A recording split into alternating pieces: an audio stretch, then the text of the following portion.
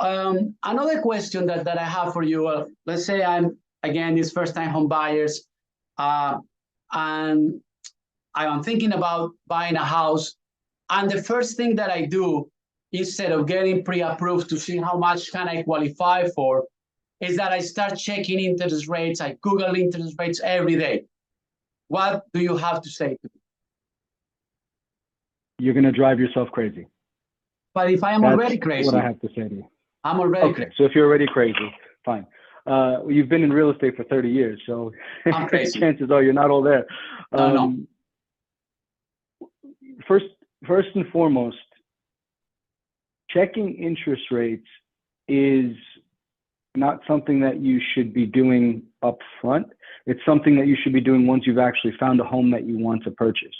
The right order is to sit down with a bank and speak to the loan officer, be open, honest, talk about where you want to live, what size house you want, what the price range in your mind should be, and then let the loan officer go through the different products with you, and let him or her tell you what the monthly payment might look like. Now, rates change on not just a daily basis, but they change by the minute. So your rate could be 7.5 today, and by tomorrow morning, it could be 7.625. It's totally possible.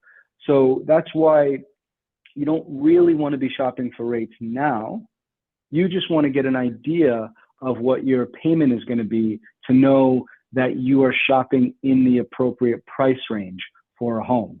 And if you can't deal with your monthly payment maybe going up $100 or $200 by the time you find a home, then you probably shouldn't be shopping for a home right now, because that's totally possible depending on interest rates, property taxes, the price of the home that you want to buy. Once you've found a home, before you go into contract, now you can really go through the numbers with your loan officer, see what the closing costs are for that property, see what a realistic monthly payment is. And at that point, if you decide that you're not happy with the service that you're getting, or you want to try and find something a little cheaper, which in my opinion is probably the wrong thing to do, but I'll explain that in a minute, that would be the time. Right? Once you found a house, but before you've signed the contract. Right. So let me expand on a couple of things that you said, because we think alike. We do business in a certain way, and we have a lot of common ideas or values in that respect. You are a big proponent of people when people ask you, is this the right time for me to buy a house? I think your answer, and we spoke about this other times, is that this is very personal, and only you know what you can afford, and you should only go into buying a house if you feel comfortable with the payments. Therefore, if the rates vary a little bit, $50 or $100 a month, and you are so tight that it becomes unaffordable, maybe you shouldn't be buying a house. But this is the first step to know how much you can be qualified for, and how much you want to pay, and how much you can afford, right? Correct. Yeah. Don't ask me if you're ready to purchase a home, right? I can give you great financial advice. I can steer you in the right direction, but that's a question you have to look yourself in the mirror and ask.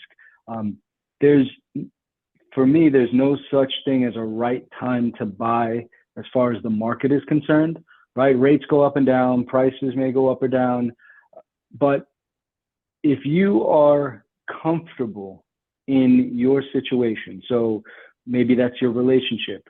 If you have a good credit score, right? This way, if that hot water heater does break and you don't have the funds available, you can put it on a credit card temporarily. If you have some reserves, right? Money to fall back on in case you lose your job. If you have a decent down payment, if you feel secure in your job and confident in your job and you like your job, and you can afford the monthly payment, then the answer to the question is now is the right time. If you're unsure of your relationship, if you want to move jobs, if you don't have a couple months worth of mortgage payments, I think 6 is the right number. If you don't have 6 months worth of mortgage payments saved, if you don't have a decent credit score, probably not the right time to buy. Most of the people you and I deal with, Manuel, they're not flipping properties. They're not looking to purchase something in 2023 and sell it in 2024. Those particular people need to time the market properly. But the people that want to buy a home to live in, they don't. They are in it for the long run, and we know there are benefits in the long run, most likely, unless there is Armageddon, like Negative Nate is saying. And by the way, let me say something about that. I agree 100% in what you just said. And to me, I'm a salesman, and I'm a very good salesman.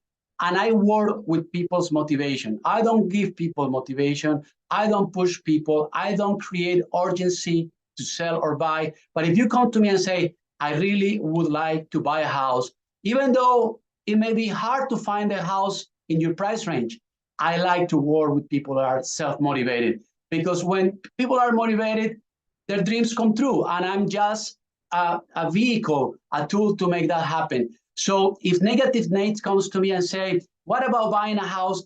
I'm going to refer Negative Nate to the competition. Yeah, absolutely.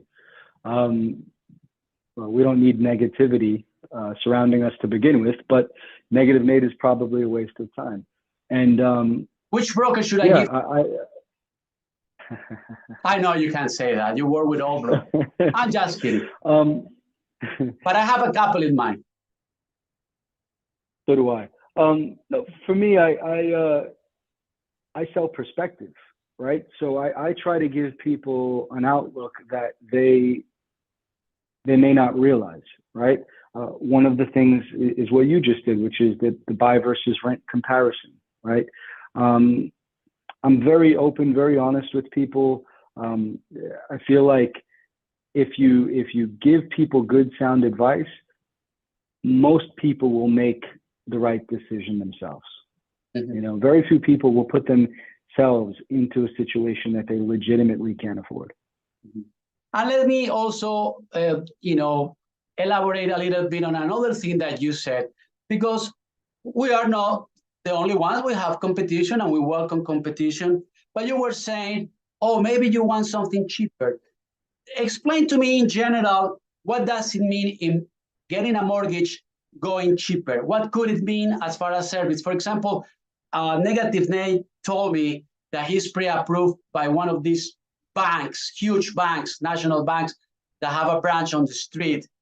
And I say, okay, we have many options. We have those, and then we have people that can go to any bank, like mortgage people, mortgage brokers, or we have lending banks that only do mortgages, like, for example, Quantic.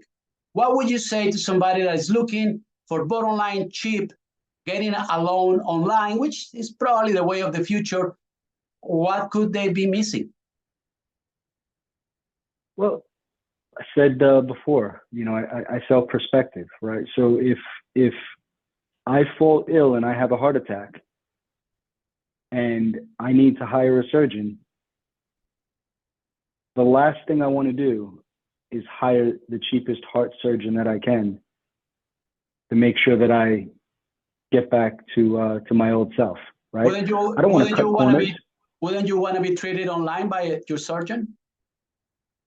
Yeah, I'll Google how to telemedicine. Telemedicine. Yeah, exactly. I'll watch a YouTube video.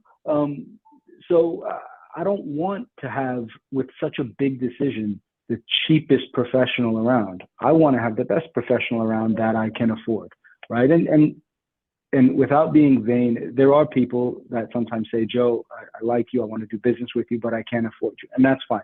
And sometimes we can work things out. But you are making one of the most important financial decisions of your life. The last thing you want to do is be cheap. If you want to get a cheap paint job when you buy the house, if you want to buy some cheap furniture, right? All that stuff, fine, I get it. But with the actual purchase of the home, so that goes for the realtor, the lawyer, and the loan officer. You want the best possible team. For me, there's no conversation there. Right. And the bigger banks, obviously they make a lot of mortgages too, but they also, what people don't see is they deny a lot of mortgages. One of the biggest banks in the country only approves 1 out of every 4 loans. You do not want to be those other 3 people because you could lose your down payment. you lose time, which means rates could go up if you have to reapply with another bank. And most importantly, you could lose the house of your dreams. So it's just not worth it. It's Right. really not worth it.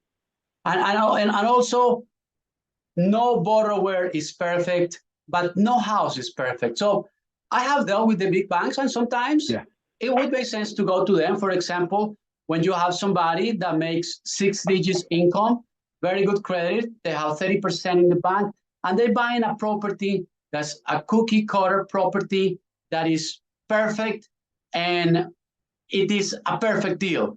Yeah, you could probably even get a loan online, but we are in a market where we deal with people that are not perfect, or homes that are not perfect. In Queens, all the homes are different. They are 100 or more years old, some of them. And I need a local lender that understands the local market. I don't want to be talking to a processor in Indiana. Are your processors in Indiana? No, but I do have some scattered throughout the country. Okay. But the loan officers are regionalized. Yeah. What I mean, as a real estate broker, and I would assume as a borrower, I need service. I need explanations. I need feedback. I need people to get back to me. And sometimes with the big, huge institutions, it's very impersonal. And I cannot tell them, look, Mr. Bank, this property has a deck in the backyard. Is that going to be a problem or not? Right? A lot of times I don't have not even the opportunity to talk to them. While disclosing these things to everybody, the bank can kill the deal at the last minute. I don't want to expose my clients to that. I wouldn't want to be exposed to it if I was, taking out a mortgage or purchasing a home. I want it to be a pleasant experience. I want someone to, like you said, offer the service. Walk me through the entire process. Explain to me what things mean. People, most average people that we do business with, they have no idea what any of these loan documents say, or the contract, right?